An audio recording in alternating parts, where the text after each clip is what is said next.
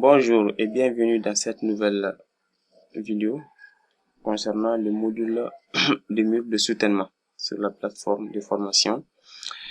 Donc, dans cette vidéo, nous allons voir ensemble l'énoncé du test de niveau numéro 2.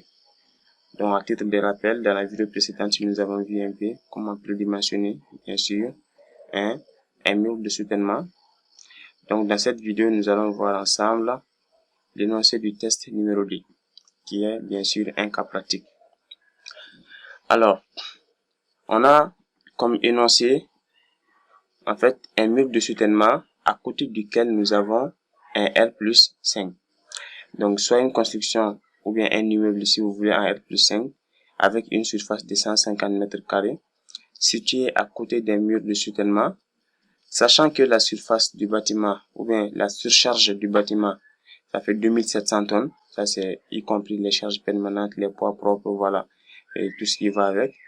Donc, 2700 tonnes. Bien sûr, on a dit soit 18 tonnes par mètre carré. Même si on vous donnait pas ça, il fallait comprendre, bien sûr, que la pression exercée, on suppose que c'est uniforme, ok, le long de la surface, ou tout autour de la surface. Donc, c'est tout simplement le poids ponctuel de 1700 tonnes divisé par la surface, ce qui fait les 18 tonnes par mètre carré. Donc, on vous demande de vérifier.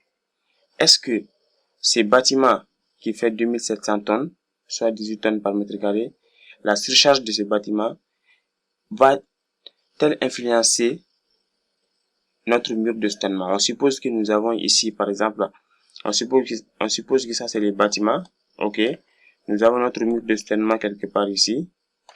Et là, on demande est-ce que, bien sûr, la surcharge du bâtiment va avoir un effet sur notre mur de soutènement.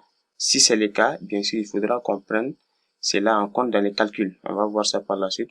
Et si c'est pas le cas aussi, comment il faut le démontrer. Donc, les hypothèses des calculs, si vous voulez, sont comme suit. Ok. On a notre bâtiment à R+5. Ok. Nous avons notre mur de soutènement qui est placé tout autour ici. Ok. Ça, c'est notre mur de soutènement. Bien sûr, avec son patin, talon et bêche. Ok.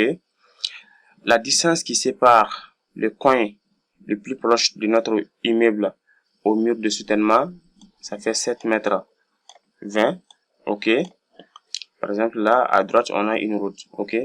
Nous, on veut savoir maintenant, est-ce que ce bâtiment qui fait 2700 tonnes, donc soit 18 tonnes par mètre carré, vu que ça fait 150 mètres carrés, donc là, est-ce que ce bâtiment va avoir une influence sur ça? Si bien évidemment ce bâtiment a une influence sur notre ouvrage de soutènement, cela veut tout simplement dire que la surcharge, bien sûr, du bâtiment doit être prise en compte dans les calculs du bâtiment. Bien sûr, la surcharge là sera prise de façon rectangulaire. On verra tout ça par la suite. La poussée est prise de façon triangulaire, la surcharge de façon rectangulaire. On verra tout ça par la suite et surtout comment les calculer. Ok? Donc, est-ce que ce bâtiment, bien sûr, va exercer une charge sur notre mur de soutènement? En d'autres termes, ce bâtiment a-t-il un effet ou bien une influence sur notre mur de soutènement? Donc, c'est ça qui reste à démontrer. Donc, nous allons voir cela dans la réponse du test numéro 2 dans la prochaine vidéo. Donc, je vous remercie et à la prochaine.